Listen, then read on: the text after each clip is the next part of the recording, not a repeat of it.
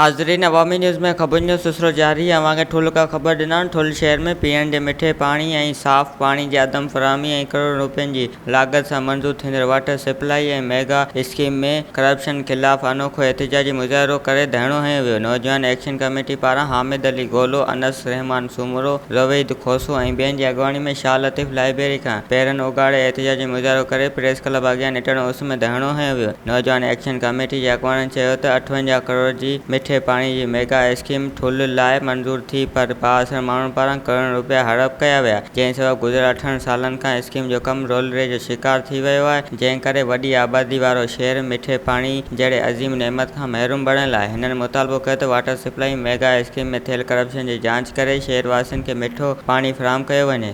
वधीक ख़बरनि ऐं तफ़सील जे लाइ विज़िट कयो असांजी वेबसाइट awamiNewsHD.com ऐं ॾिसंदा रहो अवामी न्यूज़ HD।